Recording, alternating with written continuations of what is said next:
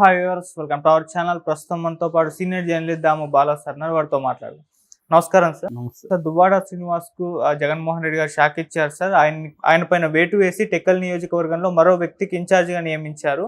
మరి అసలు ఈ జగన్మోహన్ రెడ్డి గారు తీసుకున్న నిర్ణయం పైన మీ ఒపీనియన్ ఏంటి? కొన్ని రోజుల నుంచి కూడా ఒక వివాదం అయితే చిక్కుకుంది. దాని అంశం మీద తీసేశారు అంటున్నారు. మీరేం చెప్తారు?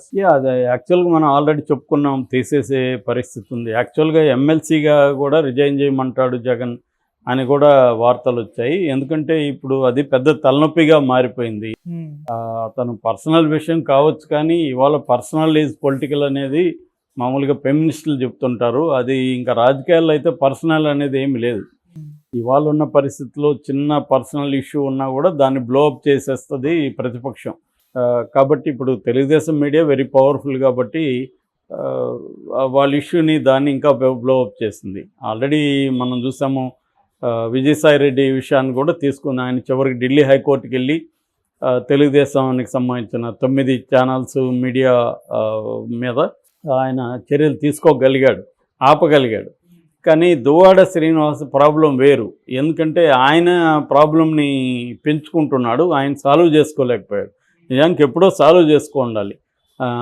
అంటే రాజకీయాల్లో ఉండేవాళ్ళు ఎప్పుడు కూడా ఒక ప్రాబ్లంని డిస్కంటిన్యూ చేసి, అంటే దాన్ని మధ్యలో ఆపేసి దాన్ని పూర్తిగా సాల్వ్ చేసుకోకుండా ఉంటే ఎప్పటికైనా తలనొప్పిగా మారుతుంది. ఓకే, క్లియర్గా వాళ్ళ భార్యకి రాజకీయ పొలిటికల్ యాస్పిరేషన్స్ ఉన్నాయి. సో ఆ కాంటెక్స్లో ఈయన ఆమె యాస్పిరేషన్కి ఈయనకి మధ్య ఇబ్బందులు ఉన్నాయి.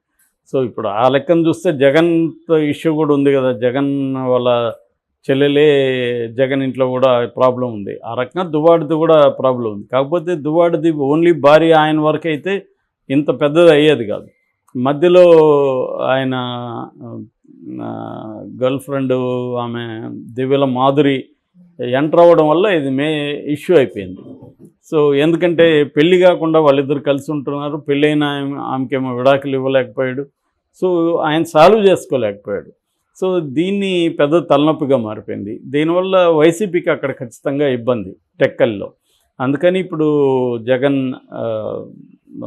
అక్కడ కొంత దిద్దుబాటు చర్యలు చేపట్టినట్టుగా అర్థమవుతుంది. పేరాడ తిలక్ని నియోజకవర్గ ఇన్ఛార్జిగా అక్కడ పెట్టాడు. యాక్చువల్గా జగన్ ఓన్లీ దువ్వాడిదే చేయలేదు. నిజానికి రాష్ట్ర వ్యాప్తంగా కూడా అనేక మార్పులు జగన్ చేసుకుంటూ వచ్చాడు. ముఖ్యంగా తన సొంత జిల్లా నుంచే స్టార్ట్ చేశాడు. కడపలో కడప ఇన్ఛార్జిగా తన మేనమామ రవీందర్ రెడ్డిని పెట్టాడు. కమలాపురం ఇన్ఛార్జిగా అతని రవీందర్ రెడ్డి కొడుకు నరేన్ రామానుజరెడ్డి అతన్ని కమలాపురానికి ఇన్ఛార్జిగా పెట్టాడు. అన్నమయ్య ఇన్ఛార్జిగా ఉన్న గడికోట శ్రీకాంత్ రెడ్డిని తీసేసి ఆ ప్లేస్లో రాజంపేట ఎమ్మెల్యే ఆయన అమర్నాథ్ రెడ్డి, ఆకేపాటి అమర్నాథ్ రెడ్డిని అక్కడ పెట్టాడు. తర్వాత పార్టీ సమన్వయ ప్రధాన కార్యదర్శులుగా శ్రీకాంత్ రెడ్డిని, తర్వాత వేంపల్లి సతీష్ రెడ్డిని పెట్టాడు. మరొక ప్రధాన కార్యదర్శి అంటే అనుబంధ సంఘాలు చూసుకునే ప్రధాన కార్యదర్శి శివిరెడ్డి భాస్కర్ రెడ్డిని పెట్టాడు. యువజన శాఖకేమో జక్కంపూడి రాజాని పెట్టాడు.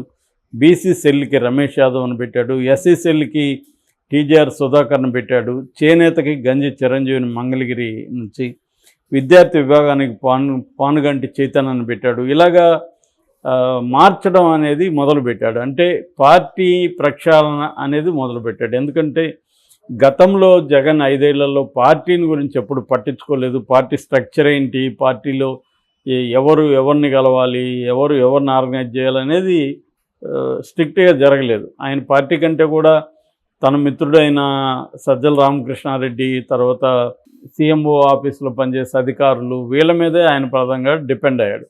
అందుకని చాలాసార్లు ఎవరైనా రాజకీయ నాయకులు వచ్చి కలవాలనుకున్న జగన్ని వీళ్ళని కలవమనేవాళ్ళు. వీళ్ళేమో ఏమైనా ఉంటే మాకు చెప్పండి అనేవాళ్ళు. మామూలుగా చాలా కథలు ఇట్లాంటివి ఉన్నాయి. ఒకసారి కేతిరెడ్డి పెద్దిరెడ్డి వస్తే జగన్ కలవాలని జగన్ అపాయింట్మెంట్ ఇచ్చాడు.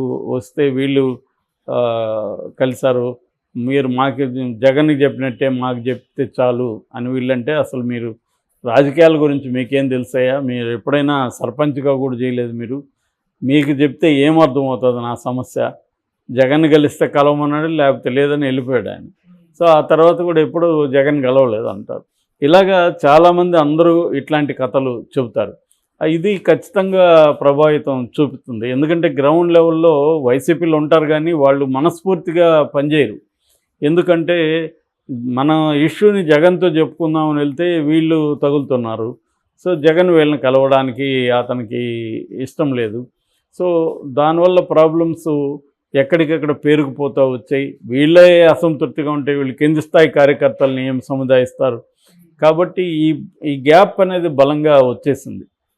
ఇప్పుడు ఏంటంటే అధికారం ఉన్నప్పుడు ఎలాగున్నా నడుస్తుంది, ఎంత అసంతృప్తి ఉన్నా ఎట్లున్నా ఏమి అవ్వదు.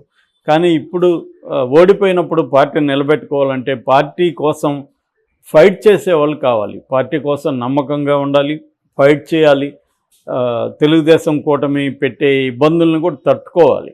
అలాంటి వాళ్ళని ఇవాళ పెట్టాలి. ఇది జగన్ చేస్తున్నాడు, స్టార్ట్ చేశాడు. అందువల్ల ఎక్కడికక్కడ తనకి లాయల్టీ చూసుకోవాలి, పార్టీ లాయల్టీ చూసుకోవాలి. తర్వాత వాళ్ళు సమర్థులా, ఫైట్ చేయగలరా, కొంత అంగబలం అర్ధబలం కూడా ఉండాలి. కేవలం వాళ్ళు బీసీలను ఇంకోటను పెడితే మాత్రం కష్టం అవుతుంది. వాళ్ళు ఫైట్ చేసే ఇది ఉండాలి కదా. సో రెండోది ఒక హోప్ ఉండాలి, మళ్ళీ మనం వస్తాము అధికారంలోకి అనే హోప్ కూడా ఇంపార్టెంట్.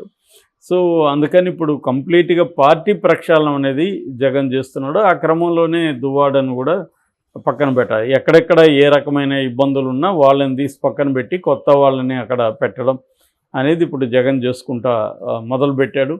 ఇది చాలా అవసరమైనది. ఇది ఇప్పటికే లేట్ చేశాడన్న అసంతృప్తి కూడా వైసీపీలో ఉంది. కానీ జగన్ ఏంటంటే ఒకేసారి మార్చినా కూడా రకరకాల తలనొప్పులు వస్తాయి. కాబట్టి అందరినీ పరిగణలోకి తీసుకోవాలి. ఎవరు రెండోది తను అనుకున్న వాళ్ళు అక్కడ ఉండగలుగుతారా లేదా, వాళ్ళ మానసిక సంసిద్ధత ఏ స్థాయిలో ఉంది, ఇవన్నీ కూడా ఆలోచించుకోవాలి. పార్టీ నిర్మాణం అనేది అంత ఈజీ వ్యవహారం కాదు.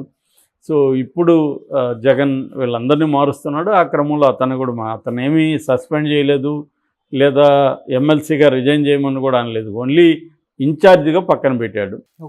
రేపొద్దున అతని ఈ సమస్య సాల్వ్ అయినాక అతన్ని ఇంకొక దీంట్లో అకామిడేట్ చేయొచ్చు. అతనేమి సస్పెండ్ చేయలేదు. రెండోది ఇప్పుడు అతను మామూలుగా అయితే లీగల్గా అయితే ఏమీ తప్పు చేసినట్టు కాదు అతను, ఎవరు దువ్వాడ. ఎందుకంటే లీగల్గా అతని మీద ఏమీ కేసు లేదు. ఇతనే ఇంకా భార్య మీద కూతురు మీద పెట్టిన కేసే నడుస్తుంది. మొన్న హైకోర్టులో కూడా ఆయన పిటిషన్ వేశాడు. హైకోర్టు కూడా దాన్ని పరిగణలోకి తీసుకునింది. కాబట్టి అతను ఒక యాంగిల్లో చూసినట్టు భార్య బాధితుడిగా కూడా కనిపిస్తున్నాడు. కానీ దీనివల్ల ఒక ఇబ్బంది అయితే ఉంది వైసీపీకి. సో వైసీపీ ఏదో ఒక చర్య అయితే తీసుకోవాల్సి వచ్చింది, దానివల్ల మార్చాల్సి వచ్చింది. సో పేరాడ తిలకని పెట్టాడు. నాకు తెలిసి ఇతను సమస్య సాల్వ్ అయ్యి ఆమె విడాకులు ఇవ్వడమా ఏంటి అనేది కోర్టు వెళ్ళింది కాబట్టి కోర్టు ద్వారానే పరిష్కారం. నేను ఇంతకుముందు కూడా చెప్పాను, దీన్ని వేరే రకంగా పరిష్కరించే పద్ధతి అయితే కనిపించట్లేదు. కోర్టు ద్వారా ఆమెకు విడాకులు ఇచ్చి ఆమెకు భరణమో ఇంకోటో కోర్టు ద్వారా సెటిల్ అయిపోతే అప్పుడు వీళ్ళిద్దరూ పెళ్లి చేసుకునే అవకాశం ఉంది, మాధురి ఇతను. అప్పుడు ఇంకా వేరే ఇబ్బందులు ఏమీ ఉండవు. సో ఇలా జగన్ మాట్లాడాల్సి ఉంటుంది వాణితో కూడా. ఆమె పార్టీలో ఉంటుందా, ఆమె రోల్ ఏంటి, లేదంటే ఆమె ఏమన్నా తెలుగుదేశం కూటమిలోకి జంప్ అయ్యే అవకాశాలు ఆల్రెడీ ఉన్నాయని చెప్తున్నారు. ఎందుకంటే వాళ్ళే ఇప్పుడు సపోర్ట్ చేస్తున్నారు ఈమెకని. సో అట్లాంటివి ఏమైనా ఉన్నాయో అలాంటివి క్లీన్ చేసుకుంటూ రావాలి. ఒక్కొక్క నియోజకవర్గ వారీగా క్లీనింగ్ కార్యక్రమం అనేది జగన్ మొదలుపెట్టాడు. తనకి ఇప్పుడు చాలా బర్డన్ కూడా పడుతుంది. ఎందుకంటే పార్టీని ఇప్పుడు నిలబెట్టుకోవడమే కష్టం. ఇదెందుకంటే వరస్ట్ క్రైసిస్ వైసీపీలో, ఇంతకుముందు ఎప్పుడూ లేనంతగా ఇది క్రైసిస్. కాబట్టి మార్చుకుంటూ రావాలి, కొత్త వాళ్ళని పెట్టుకోవాలి. Okay sir, thank you so much.